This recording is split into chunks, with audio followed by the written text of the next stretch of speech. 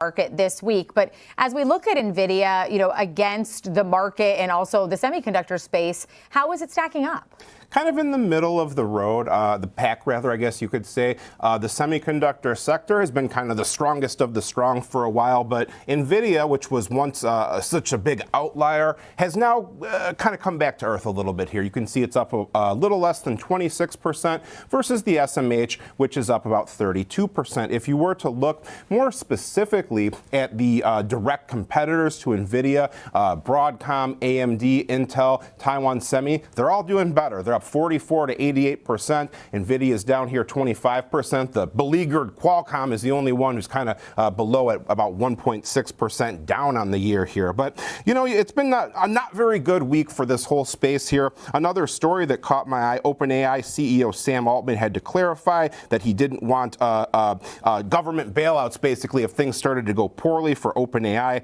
And, remember, too, Jensen Huang, He's saying these things about the AI race. He also wants to export the chips to China. It's kind of a grain of salt type of thing to consider these comments with as well. If we were to look a little bit more specifically, though, at this chart, our candle chart here, we can see that our white trend line here has been fairly consistent for the past couple quarters here. That's about where we bounced here today in terms of our opening price. We did make some intraday lows beyond that, but rallying a little bit here as we conclude what's been a bit of a rough week here. Crucially, we did not test this 177 level, these old lows that we established here from a few weeks ago. We are holding on above 185 as well, which was the ceiling from this period. We since breached it, but recovered back above it here, still off significantly from those old highs near 212.19. We're barely holding on to that 185 line right now, trading at 186.99, 98, moving around right around there, but barely off that line. As we look at some of the trading action today in terms of the options activity around NVIDIA, knowing it's been a bit of a rough week in this space, what's it looking like? About as heavy as you can get in the stock market for options trading. At the time I checked, it was over 4.7 million contracts changing hands. Extraordinary numbers here. 65% or so were calls. Sizzle 2.0 at the time I checked, so heavier than the 5-day moving average. If we were to consider looking ahead, our November 21st expiration here, about 11.2% expected move plus or minus, so it's moved a little bit since I set this up here. But still, generally speaking, that's about where we would expect things to go based on the options market. Notice as well that lower end lines up very closely with the 165 level here, a notable low point, a high point before our gap, and then another low point here. So that kind of stands out to the downside here. To the upside, 207, pretty close to the +1 standard deviation channel. So that gives us at least some rather larger extreme ranges to consider in the coming days here. For what's been a rather interesting week, to say the least. It certainly has. As far as open interest goes with calls and puts, how are we seeing that weighted? It's been under pressure. So, I'm imagining we're seeing some put action maybe a bit more than normal. For sure. I mean, the month of NVIDIA is much larger than the total open interest for all the dates of expirations possible for many other stocks here. But what stood out to me for November, on the call side and the put side, the 180 strike is the most active. So that seems to be one really important area based on that options market to consider here. You can also see, too, that we saw some pretty notable trading activity as well across the board here. But what really caught my eye was some very long-dated options. There was minus 29,836 January 21st, 2028, 300 calls. They sold these at a $23 credit here, a $68 million credit received for this opening trade. Really huge numbers. That is a huge number, and their earnings will be inside of that window. So a very interesting trade there. As its appetite for TSMC wafers increases, NVIDIA CEO Jensen Huang stated on Saturday that the semiconductor firm is seeing very strong demand for its cutting-edge Blackwell processors. At an event hosted by NVIDIA's long-standing partner, Taiwan Semiconductor Manufacturing Companies in Hsinchu, Huang told reporters that while NVIDIA manufactures the GPU graphics processing units, we also build the CPU central processing units, networking, switches, and so there are a lot of chips associated with Blackwell. Huang had requested wafers, but the number was private, according to TSMC CEO C.C. Wei. During his fourth public visit to Taiwan this year, Huang stated that TSMC is doing a very good job supporting US on wafers, and that NVIDIA's success would not be feasible without TSMC. In October, NVIDIA made history by being the first firm to surpass a $5 trillion market value. Wei of TSMC referred to Huang as a $5 trillion man. Huang stated that there might be shortages of several items because business was expanding rapidly when asked how worried he was about memory shortages. According to Huang, SK Hynix, Samsung, and Micron are all very, very good memory makers, and they have scaled up tremendous capacity to support us. Huang added that all three memory manufacturers have sent NVIDIA the most cutting-edge chip samples. He responded, "It's for them to decide how to run their business," when asked about potential price increases for memory. In anticipation of a protracted chip supercycle fueled by the AI boom, South Korea's SK Hynix announced last week that it had sold out all of its chip production for the upcoming year and intended to significantly increase investments. Additionally, Samsung Electronics stated last week that it was in close discussion about supplying NVIDIA with its next-generation high-bandwidth memory chips, or HBM4. Huang stated on Friday that there were no ongoing talks regarding the sale of NVIDIA's flagship artificial intelligence chip, Blackwell chips, to China. Such sales have been prohibited by the Trump administration on the grounds that they could benefit China's AI industry and military. According to Jensen Huang, CEO of NVIDIA, the company has a large enough backlog to maintain the exceptional development of the data center sector.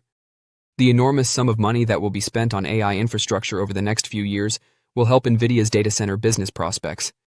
With the potential increase that its data center business is expected to register, NVIDIA can easily smash Wall Street's growth projections. The foundation of NVIDIA's remarkable growth over the last 3 years has been the data center sector. Due to its leading position in the artificial intelligence, AI chip market, this business generates most of NVIDIA's revenue. NVIDIA is estimated to have a staggering 90% of the market for AI chips. This explains why the company's data center revenue is significantly higher than those of its competitors. The good news is that in the coming years, NVIDIA's data center business may reach unprecedented heights. Let's examine why that is probably the case. In the first half of the current fiscal year 2026, NVIDIA's data center division brought in little more than $80 billion, or 88% of the company's total sales. In Q3, the corporation anticipates revenue of $54 billion. This business is expected to generate $47.5 billion in fiscal Q3 revenue if the data center segment's share stays consistent with what we observed in the first half of the year. NVIDIA may have $170 billion in data center sales at the end of fiscal 2026, which ends in January 2026, according to the quarterly revenue run rate based on data center revenue for the first 9 months of the year. At a recent developer conference in Washington, D.C., CEO Jensen Huang noted that the company has received orders totaling more than $500 billion for both its future Rubin graphics processing units, GPUs, which will be introduced next year, and its current generation of Blackwell processors.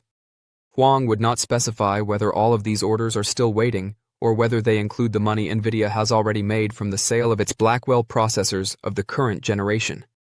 However, NVIDIA will still have a substantial backlog even if we assume that the $500 billion amount includes the Blackwell orders that have already been completed. Sales of NVIDIA's Blackwell GPUs began in the fourth quarter of 2024, which fell within 2 months of the company's fiscal fourth quarter of 2025. During that quarter, NVIDIA sold Blackwell processors for $11 billion. NVIDIA has sold around $180 billion worth of Blackwell GPUs since their inception, assuming that all of the $170 billion in data center revenue that the company is expected to receive in fiscal 2026 comes from these processors. For fiscal 2027, which starts in January of next year, the corporation still has a possible $320 billion backlog. NVIDIA's data center revenue could increase by an estimated 88% the following year from its projected sales of $170 billion in fiscal 2026 if it is able to turn all of that backlog into revenue during the fiscal year. You might be wondering if NVIDIA will be able to turn all of its anticipated backlog into income in the upcoming year. The good news is that Taiwan's semiconductor manufacturing company, the company's foundry partner, is anticipated to boost its advanced chip packaging capacity by 33% in the upcoming year. NVIDIA has a decent chance of turning that enormous order backlog into income because it is said to have secured 60% of that capacity for itself. According to NVIDIA, data center capital spending is expected to reach between $3 trillion and $4 trillion annually by the end of the decade, growing at a rate of 40% annually between 2025 and 2030. According to the company's forecasts, data center capital expenditures, CapEx, might reach $1 trillion the next year and then get close to $1.5 trillion in 2027. Therefore, NVIDIA has plenty of additional revenue potential to continue growing its data centers after next year. The company's data center revenue could reach about $450 billion in 2027, which corresponds with NVIDIA's fiscal year 2028, even if we assume that it increases in tandem with the projected 40% annual growth in data center capital expenditures. This suggests that NVIDIA may generate $170 billion in data center revenue this year, a potential rise of 165%. After a few fiscal years, analysts predict that NVIDIA will make $345 billion in revenue. They have just increased their forecast significantly. Because of its supremacy in AI chips, massive backlog, and continued increase in AI chip spending, NVIDIA has the ability to grow at a far faster rate than analysts have predicted. This might guarantee further gains for this soaring AI stock in the upcoming 3 years. The top chips for AI systems are still NVIDIA's GPUs. Over the next 5 years, NVIDIA's management anticipates enormous growth. Over the past few years, NVIDIA has been among the best performing companies. You would have gained more than 1,500% if you had bought its shares 5 years ago.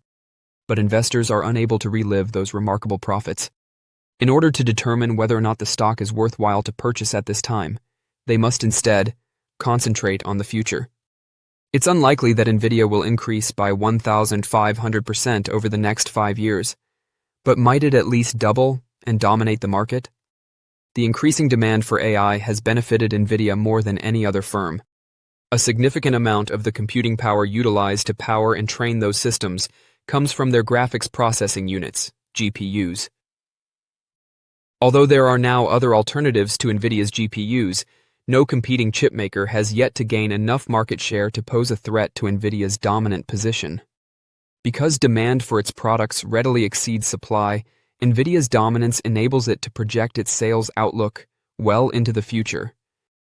CEO Jensen Huang disclosed that NVIDIA had $500 billion in orders for state-of-the-art data center processors to be filled over the next 5 quarters during the company's GTC event in Washington, D.C. For comparison, NVIDIA's revenue over the last 4 reported quarters was $165 billion. It would experience enormous growth in the next year or so if it only sold those processors to data center clients, but that is nothing compared to where NVIDIA may be by 2030. According to Huang, capital expenditures for data centers worldwide are expected to reach $3 trillion to $4 trillion by 2030, with a significant portion going to NVIDIA. That would be a significant increase given that capital expenditures on AI are predicted to reach $600 billion in 2025. NVIDIA stock should be a profitable investment going forward if it can sustain a market share close to its present levels and if Huang's expectations materialize. To what extent will it be a winner is the question. Wall Street analysts project that NVIDIA will generate $207 billion in sales in its 2026 fiscal year. In 2030, NVIDIA may generate $1 trillion in revenue, which is at the lower end of the anticipated data center spending range, if we assume that it would account for around 1/3 of all predicted AI infrastructure spending over the medium term. Additionally, NVIDIA has excellent profit margins, turning over 50% of its sales into net profits. It would make at least $500 billion in profits by 2030 if it could maintain that margin profile. The company's current market capitalization of $5.03 trillion would be nearly tripled to $15 trillion if the stock were valued at an earnings multiple of 30 pound. NVIDIA would be priced at $660 per share, making it an obvious purchase at the current price, assuming that the number of outstanding shares stays roughly the same. Although I would advise a little skepticism, I believe it's acceptable to trust this company's estimate because it has a far better capacity to predict the future of the AI chip business than investors do. That being said, it may easily become a $10 trillion firm even if its estimates don't turn out as favorably as anticipated. A stake that doubles in size in only 5 years would be an amazing return for investors and would probably beat the S&P 500. Don't forget to share your thoughts and experiences in the comments below. Your input helps create a more knowledgeable community where we can all learn and grow together in the world of investing. Stay up to date with the latest market trends, insights, and key updates by subscribing to Investing Tutorial. We're here to help you make smarter investment decisions and stay ahead of the curve. What do you make of some of the action we're seeing in the pre-market? We started a bit lower after we finished higher yesterday. Now we kind of swung back into positive territory. What do you think is going on in the minds of investors? A couple of things going on. We got earnings, the Supreme Court case over tariffs, better than expected jobs report. What do you think's percolating? I think investors are more focused right now on big tech earnings, the AI infrastructure spend, and exactly where we stand within this overall bull market rally than they are with what the Federal Reserve is going to do or not do in December. Obviously, tariffs creates an additional level of uncertainty in terms of what the Supreme Court ultimately rules. But every time we see a short-term bout of volatility, Frank, we see money coming off the sidelines, the buy the dip trade, if you will. And I think that continues through the fourth quarter of 2025, but 2026 is going to be a very different story. Let me ask you about that buy the dip trade. Sure. JP Morgan out with the note saying it's mostly Mag 7. Meta is one of the biggest beneficiaries of the buy the dip trade. The fact that retail investors, they keep kind of booing tech as opposed to buying indexes. What does that mean about the future of this rally and the market going into the rest of this year? I think what we need to appreciate is that we've now hit the 3-year anniversary of the current bull market. And history suggests that every time we hit 3 years, the bull market continues to rally by an average of 8 years, which would suggest that perhaps we have another 5 years to go. But it's not necessarily going to be the leaders from the previous 3 years that are going to be the leaders going forward. And I think we need a broadening of this rally to really sustain the bull market from this point forward. Do I discount AI? Of course I don't. I think the AI revolution is alive and well. I think there's still value in large cap technology stocks, but there are other opportunities as well under the surface, even within the AI ecosystem. All right.